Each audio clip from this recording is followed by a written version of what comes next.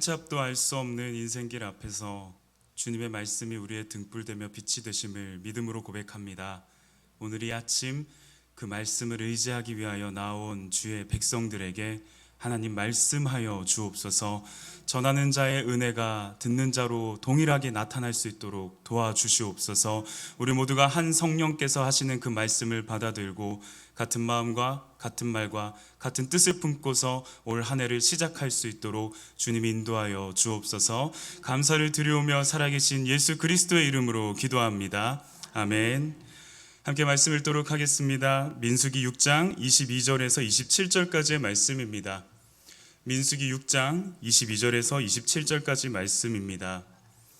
민수기 말씀, 우리가 큐티를 해나가고 있는 본문 속에서 오늘의 말씀이기도 한 민수기 6장 22절에서 27절까지의 말씀, 특별히 오늘은 우리가 한 목소리로 읽기를 원합니다. 오늘 말씀을 조금 더 마음에 새기기 위해서 한 목소리로 함께 읽도록 하겠습니다. 함께 읽겠습니다. 여호와께서 모세에게 말씀하여 이르시되 아론과 그의 아들들에게 말하여 이르기를 너희는 이스라엘 자손을 위하여 이렇게 축복하여 이르되 여호와는 내게 복을 주시고 너를 지키시기를 원하며 여호와는 그의 얼굴을 내게 비추사 은혜 베푸시기를 원하며 여호와는 그 얼굴을 내게로 향하여 드사 평강 주시기를 원하노라 할지니라 하라. 그들은 이같이 내 이름으로 이스라엘 자손에게 축복할지니 내가 그들에게 복을 주리라. 아멘. 오늘은 서윗한 소원이라는 제목으로 하나님 말씀 함께 나누고자 합니다. 서윗하다, 아시는 분은 아시겠지만 이 서윗하다라는 표현은요, 사실 영어에서 스윗하다라고 하는 표현을 어떤 한 TV 프로그램의 경상도 분이 사용을 해서 알려지고 강조된 표현입니다. 부산 네이티브 스피커로 표현하면 이렇습니다. 서윗하다, 서윗하다. 이게 어떤 뉘앙스냐면요, 우리 여기 계신 우리 성도님들은 너무나도 잘 아실 만한 뉘앙스의 예가 하나 있더라고요. 물론 지금은 그렇죠. 우리 남편 되시는 분들에게 아내분이 이렇게 말을 합니다. 여보, 5분 거리에 있는 세탁소에 나 좀 데려다 줘. 10분 거리에 있는 마트에 장 좀 보러 같이 가자. 나 운전 좀 해줘. 라고 말을 하면 대개 남편분들은 대개는 미간을 찌푸리면서 이렇게 이야기하시죠. 그거 혼자 가지. 뭐 땅 파서 기름 나오는 것도 아닌데 굳이 기름값 들이냐고. 무슨 차를 끌고 가려고 그렇게 뭐 사모님이냐고, 운전기사를 대동해서 가야 되냐, 이런 식으로 대답하고 그러진 않으시죠? 네, 않으실 거라 믿습니다. 그런데 혹여나 그렇게 말씀하시는 우리 남편분들이 계시다면 연애할 때는 어떠셨을까요? 그땐 이랬죠. 우리 집과 남편 집이 편도로 50분이에요. 남편이 날 데려다주고 집으로 돌아가면 1시간 40분입니다. 어마어마한 거리죠. 서울에서 대전까지 가는 거리입니다. 그런데 남자친구였을 땐 이렇게 얘기했을 겁니다. 괜찮아, 내가 데려다 줄게. 그 정도는 껌이야. 오빠 운전하는 거 좋아해. 오빠 믿어. 오빠 카레이서야. 오빠 금방 가. 내가 너의 발이 되어줄게. 내가 너의 영원한 발이 되어줄게. 이랬는데 지금은 발 긁으면서 소파 위에 널브러져 있죠. 서윗하다라는 표현은요, 오빠 믿어. 오빠가 해줄게. 이런 로맨틱함, 달콤함을 느낄 때 우리는 스윗해 라는 그 말, 이게 부산 사람들에게는 서윗하다라고 바뀌게 됩니다. 라는 걸 말씀드리는 이 구구절절하고도 친절한 저의 설명이 굉장히 서윗하지 않습니까? 이게 바로 서윗하다입니다. 오늘 말씀을 통해서 저는 여러분들에게 하나님께서 우리에게 서윗한 마음을 갖고 계시다라는 걸 꼭 전달해드리고 싶었어요. 새해가 밝았습니다. 2023년, 저와 여러분의 삶에는 어떤 기대감이 있으십니까? 그런데 솔직히 말하면 이 기대감이라는 것보다는 두려움이 더 크진 않으십니까? 어떤 면에서는 염려와 걱정, 그리고 고민이 더 많지 않으십니까? 헤아릴 수 없는 염려와 고민과 걱정들이 있을 겁니다. 그런데 그런 문제들 앞에서 오늘 말씀은 우리에게 하나님이 저와 여러분을 향하여 3가지의 서윗한 소원을 가지고 계시다라는 사실을 말씀하고 있습니다. 이 3가지의 서윗한 소원, 어떤 건지 하나씩 말씀을 통해 살펴보기를 원하는데요.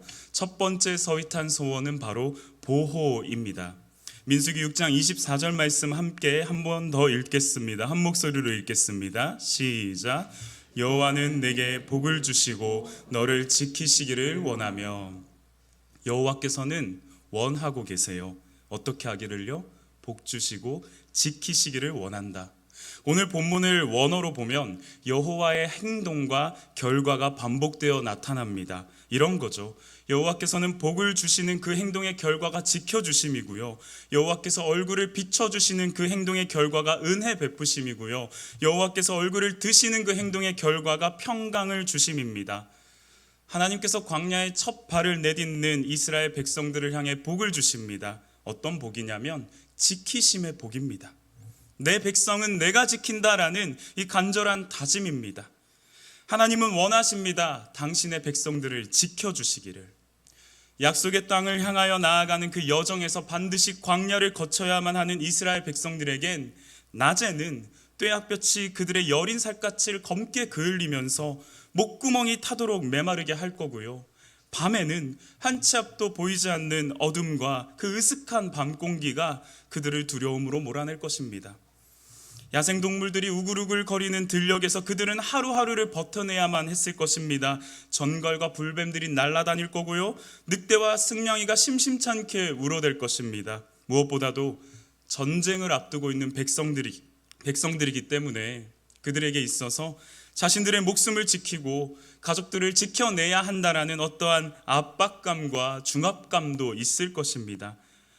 어쩌면 이러한 광야 같은 생활은 우리가 살아가는 현재의 삶과 그렇게 별반 다르지 않은 것 같아요. 벌써부터 염려가 됩니다. 내 자녀가 자라서 다니는 학교에는 어떤 일들이 벌어질까? 내 자녀가 자라서 살아가는 세상은 어떤 세상일까? 당장에 지금도 지구온난화가 가속되어서 말도 안 되는 폭설과 추위의 겨울을 경험하고 있고, 말도 안 되는 더위와 홍수로 여름을 채워갈 텐데, 더 이상은 자생 능력이 불가능해진 이 지구의 한계 앞에 우리 자녀들은 어떻게 살아갈 수 있을까? 뿐만 아니라 전쟁의 공포가 가득하죠. 어느 때는 우리가 지구촌이라는 이름으로 세상이 하나 되기를 바랬었는데 지금은 그 하나됨이 우리에게 너무나 큰 영향력이 되어버렸죠. 그래서 어디에 있는지도 어디에 붙어 있는지도 알지 못하는 우크라이나 전쟁 앞에 온 세계가 자원의 고갈로, 물류 이동의 멈춤으로 인해 불안에 떨고 있고요. 물가는 천정부지로 치솟아 올라서 마트에 가기조차 두려운, 이토록 힘들고 어려운 미래와 현실 앞에서 우리의 자녀들에게, 그리고 우리의 미래에 어떤 삶이 펼쳐질 것인가?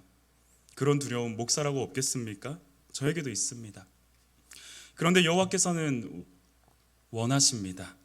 복 주사 우리를 지키시기를, 복 주셔서 우리를 보호해 주시기를 여호와께서는 원한다라고 말씀하십니다. 여기서 지키신다라는 표현을 자세히 들여다보면 여호와께서 울타리를 치신다라는 의미를 갖고 있다고 학자들은 이야기합니다. 울타리를 치신다. 낮의 해와 밤의 달도 우리를 해치 못하도록 여호와께서 우리의 그늘이 되어주신다, 울타리가 되어주신다라는 이 사실이 얼마나 감사한 일인지 모르겠습니다. 아내가 한 번은 그런 이야기를 하더라고요.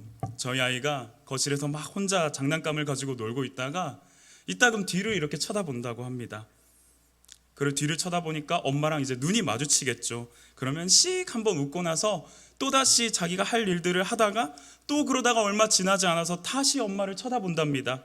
엄마가 자기 등 뒤에 여전히 있음을 알고서 그 그늘처럼 울타리처럼 자신을 감싸고 있음을 느끼면서 그 안정감으로 자신만의 놀이들을 해나가는 걸 보며 아내는 그런 묵상을 고백하더라고요. 하나님이 내 등 뒤에서 나를 지키고 계신다는 것, 나의 그늘이 되어주신다는 것, 나의 보호자가 되어주신다는 게 이런 거 아닐까라는 생각이 들었다고. 그렇습니다. 우리에게 있어서 하나님이 우리를 지켜주신다는 것은 가장 큰 복입니다. 믿으십니까? 올 한 해를 시작하면서 너무나도 많은 염려들이 있습니다. 그 모든 염려 앞에 하나님께서 우리를 지키신다는 사실을 믿고 신뢰하며 걸어가는 제가 되고 우리 아름빛교회 성도님들이 되기를 간절히 소망합니다. 그러면서 저는 어떤 특별한 기도로 혹은 어떠한 축복으로 어떠한 말씀으로 이 지키심의 복, 지키심의 서윗한 소원을 표현할 수 있을까 고민하게 되었고요. 이런 기도 제목을 써보게 되었습니다. 올 한 해 하나님께서 저와 우리 아름빛교회 성도님들을 악한 세력들로부터 지켜주시길 간절히 소망하며 기도합니다.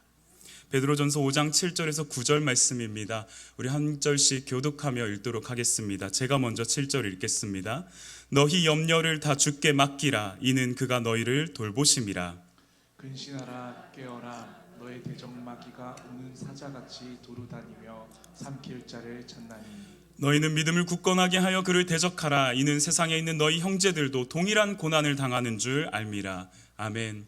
에베소서 6장 12절 말씀에 이렇게도 기록되어 있습니다. 우리의 싸움은 인간을 적대자로 상대하는 것이 아니라 통치자들과 권세자들과 이 어두운 세계의 지배자들과 하늘에 있는 악한 영들을 상대로 하는 것입니다. 지금도 여전히 우리의 여정은 이 땅에 발을 딛고 있습니다. 그렇기 때문에 이 땅을 주관하고 있는 어두운 세계의 지배자들과 하늘에 있는 악한 영들에 의해서 우리는 끊임없이 관계 속에 갈등하고 욕망과 욕정을 품으며 자신과 타인을 비교하며 서로 시기하고 원한을 삼게 하여 악을 악으로 갚게끔 만들고자 합니다. 하나님으로부터, 하나님의 지키심으로부터, 하나님의 보호로부터 우리를 떨어뜨리려고 하는 그런 수작들이 지금도 우리 삶 가운데 너무나도 만연하다는 것을 말씀드리지 않을 수 없습니다. 사랑하는 성도 여러분, 그러므로 하나님이 주시는 무기로 완전히 무장하십시오. 그래야만 여러분이 악한 날에 이 적대자들을 대항할 수 있으며 모든 일을 끝낸 뒤에 설 수 있을 것입니다. 아멘. 진리의 띠를 띠고 의의 흉배를 붙이십시오. 평화의 복음이 준비한 신을 신고 믿음의 방패를 지니십시오. 구원의 투구를 쓰고 성령의 검, 하나님의 말씀의 검을 드십시오. 하나님의 영원한 말씀이 악한 계교로부터 우리를 지켜주실 것입니다. 말씀을 들고 한 걸음 한 걸음을 나아갈 때 우리의 삶이 악한 영들이 틈타지 못하는 아주 견고한 성읍이 되게 하여 주실 줄을 믿습니다. 바이블 키트 어떻게 하고 계십니까? 잘 하고 계십니까? 큐티는 사실 어렵습니다. 제가 큐티 학교를 진행하는 인도자이기 때문에 말씀드리지만 큐티 너무 어렵습니다. 접근하기에 장벽이 굉장히 높은 신앙의 과정입니다. 어쩌면 그냥 말씀을 통독하게 하는 것이 더 쉬울지도 모르겠습니다. 그런데 굳이 우리 교회가 이 말씀을 통독하고 읽는 것을 뛰어넘어 묵상하자고 요청하는 이유는 하나님의 말씀을 묵상할 때, 되새길 때 그 말씀의 힘과 능력이 우리의 매일의 삶 가운데 펼쳐지는 것을 경험케 하기 위함입니다. 하나님의 말씀이 우리를 지킵니다. 예수님께서 광야에서 시험을 받으실 때 예수님은 어떠한 능력으로 그 시험을 이기신 게 아닙니다. 하나님의 말씀으로 악한 자의 계교를 능히 버텨내셨고요. 그 말씀을 통하여 하나님께서는 예수 그리스도를 지키고 보호하셨습니다. 하나님은 그렇게 오늘도 우리를 말씀으로 지켜내십니다. 할렐루야. 큐티 학교 신청 오늘까지입니다. 내일 오전 10시에 달빛홀에서 진행되는데요. 이번 큐티 학교는 페이스메이커라고 해서 마라톤을 달릴 때 보조자로서의 역할, 그 보조자의 역할을 함께 하고자 합니다. 그렇기 때문에 아름빛 큐티 학교 1기와는 조금은 다르게 더 실천적이고 더 실제적인 그런 큐티 훈련의 시간을 갖고자 하는데요. 그 말은 1기 수료하셨던 분들도 오셔도 된다는 거예요. 물론 신청서를 작성해 주시고요. 여호와께서는, 하나님께서는 우리에게 서윗한 소원을 한 가지 가지고 계시는데요. 그게 무엇이냐? 바로 보호하신다, 지키시길 원하신다는 소원입니다. 내가 널 지키고 싶어 라는 소원입니다. 우리 하나님의 지키심이, 그 간절한 바람이 우리 삶 가운데 펼쳐질 수 있기를 믿음으로 축복하며 간절히 소망합니다. 여호와의 서윗한 소원 두 번째는 바로 은혜 베푸시기를 원하신다는 사실입니다. 우리 25절 말씀 함께 한 번 더 읽어보도록 하겠습니다. 함께 읽겠습니다. 시작. 여호와는 그의 얼굴을 내게 비추사 은혜 베푸시기를 원하며. 아멘. 하나님은 우리에게 당신의 얼굴을 비추사 은혜 베푸시기를 원하십니다.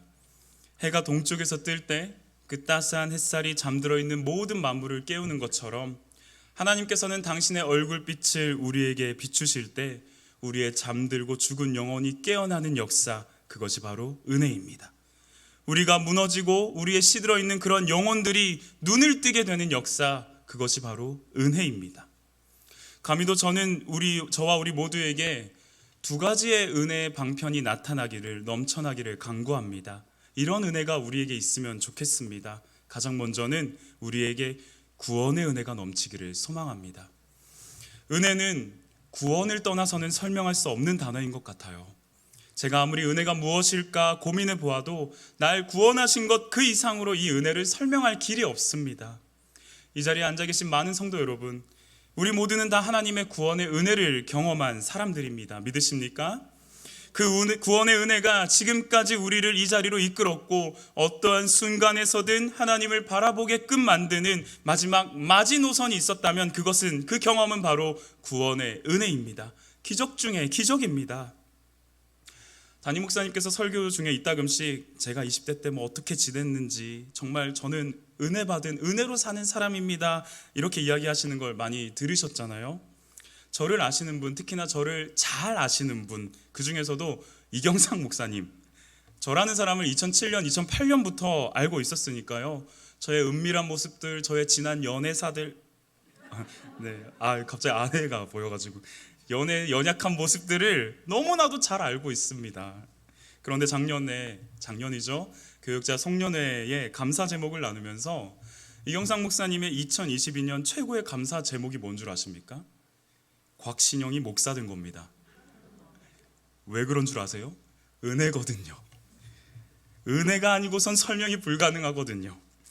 제가 하나님의 사람이라는 택함을 받고서 목사가 되어 지금 이 자리에 서서 하나님의 말씀을 우리 귀한 성도님들과 나눌 수 있다는 것 자체가 이 상황이 말도 안 되는 일입니다. 은혜입니다. 모르겠어요. 저는 여전히 다듬어져야 하고요. 저는 여전히 죄 가운데서 몸부림치고 있고 여전히 저는 연약한 모습 투성이지만 하나님은 겹겹이 당신의 손으로 저를 감싸시고 안으시고 품으시면서 이 자리까지 이끌어오고 계시더라고요. 은혜라는 단어가 아니면 설명할 수 없는 것이 저의 인생이고 성도님들의 인생 아닙니까? 하나님께서는 지금도 당신의 얼굴빛을 비추사 저와 여러분에게 이 은혜를 경험하게 하시기를 원하고 계십니다. 겨울 수련회를 앞두고 있습니다. 특히 이번 겨울에는 우리 중등부와 고등부 청년 일부가 수련회를 갔습니다. 중등부는 2월 3일부터 5일까지, 고등부와 청년 일부는 연합으로 2월 10일부터 12일까지 교회를 떠나서 어떻게 보면 코로나 이후 첫 번째 외부 수련회를 갖게 됩니다. 물론 아직도 우리에게는 이 코로나라고 하는 변수가 있기 때문에 그 변수 앞에 정말 철저한 준비와 노력이 필요한데요. 지난주 토요일에 고등부에서는 올 한 해를 시작하면서 여러 가지 기도의 제목들을 담아 학부모 기도회를 나누었습니다.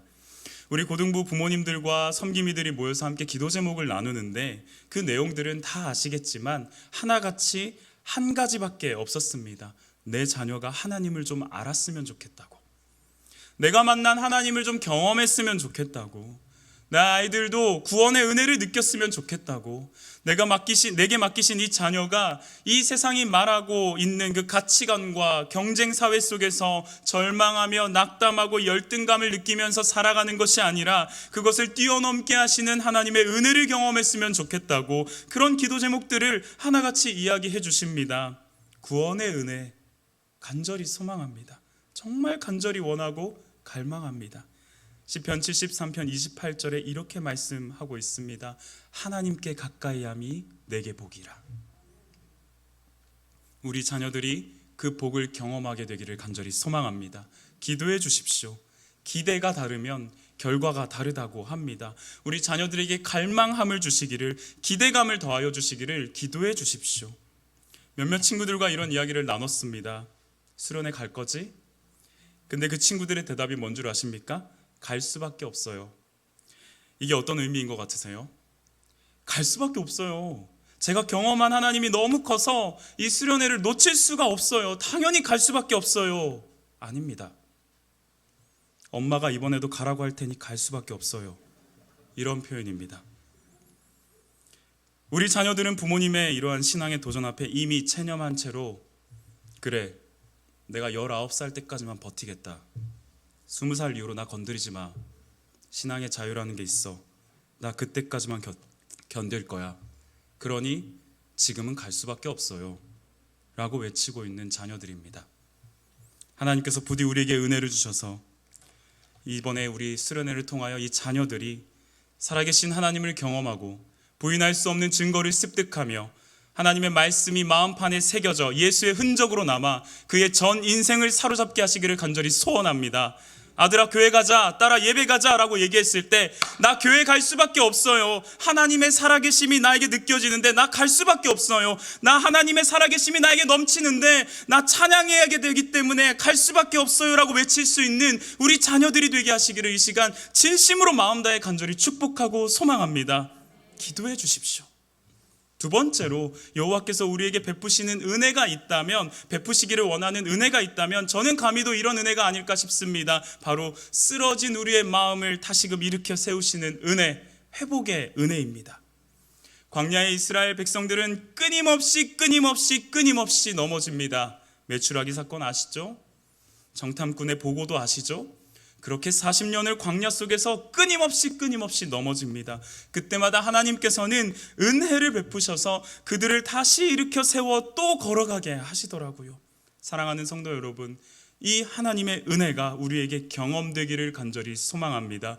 2023년 우린 또다시 무언가를 다짐하고 결단합니다. 그런데 우린 또다시 얼마 지나지 않아서 이 다짐과 결단이 무너지는 것을 느끼게 되고요, 나는 할 수 없다라며 열등감에 사로잡히고 난 이래선 안 돼 라고 하며 처절하리만큼 낙하하는 절망감에 빠져들지도 모릅니다. 그러나 피곤하여 넘어질지라도 쓰러질지라도 독수리 날개쳐 올라함과 같은 새 힘 허락하시는 하나님의 이 회복의 은혜가 2023년 저와 여러분의 무릎에, 우리의 마음에, 우리의 심령에 깃들기를 간절히 소망합니다. 마지막으로 하나님의 서윗한 소원 세 번째는 바로 평강입니다. 26절 말씀 함께 읽도록 하겠습니다. 시작. 여호와는 그 얼굴을 내게로 향하여 드사 평강 주시기를 원하노라 할지니라. 아멘. 평안하십니까? 우리의 평안이 무너지는 때가 언제일까 곰곰이 생각해 봤습니다. 두려울 때고요, 염려할 때고요, 불확실한 미래 앞에 내던져져 있을 때입니다. 우리 중 그 누구도 내일을 알 수 없습니다. 예측을 할 수 있을지는 모르겠습니다만 그 누구도 내일이 어떠한지를 확신할 수는 없습니다. 그게 우리 인간이 가지고 있는 불확실한 미래의 모습입니다. 그래서 전도서를 기록한 전도자는 헛되고 헛되니 모든 것이 헛되다라며 인간의 삶을 헛됨으로 평가하고 마무리합니다. 우리는 미래를 알 수 없습니다. 한 터럭의 머리카락도 희게 할 수 없으며 검게 할 수도 없습니다. 우리는 들에 피어있는 풀을 관리할 수도 없고요, 날아가고 있는 참새를 그저 바라만 볼 뿐 그 참새를 어떻게 할 수 없습니다. 땅에 떨어지게 할 수도 없고 하늘 높이 날게 할 수도 없습니다. 그러나 그것을 가능하게 하시는 분이 계십니다. 바로 우리 하나님이십니다. 평강, 평화, 평안, 샬롬은 두려움 가운데 있는 자들에게 허락되는 하나님의 축복입니다. 두려움 중에 계십니까? 염려 가운데 있으십니까? 바로 그때가 하나님의 평강이 우리의 삶에 펼쳐질 가장 적실한 순간입니다. 어제 한 청년 리더를 만났습니다. 그 리더 친구가 처음 리더 모임을 할 때 그런 기도 제목을 이야기했었어요. 제게 사랑이 없어요. 저 사랑을 좀 달라고 기도해 주세요라고 기도했습니다. 같이 기도하는 중이었고요, 어제 그 친구가 와서 이런 얘기를 했습니다. 너무 미운 친구가 있다. 너무 화가 나는 친구가 있다. 어떻게 해야 될지 모르겠어요, 목사님. 지나만 가도 냄새만 맡아도 막 구역질이 나요. 어떻게 해야 될까요? 제가 뭐라고 얘기한 줄 아십니까? 기도 제목이 응답되고 있네. 사랑을 달라고 기도했잖아. 이제 사랑을 표현할 시간이 되었어. 두려움이 있습니까? 염려 가운데 계십니까? 그때가 하나님의 평안이 펼쳐질 가장 적실한 순간이라는 걸 기억하십시오. 그 기대감을 가지고 평안을 허락하시는 하나님의 축복이 저와 여러분에게 있기를 소망합니다. 제자들이 예수께서 십자가에 못 박혀 죽으시고 무덤에 안치된 시신이 사라졌다는 것을 알게 된 이후에 그들은 유대인들이 두려워서 온갖 문을 잠그고 벌벌벌 떨고 있었습니다.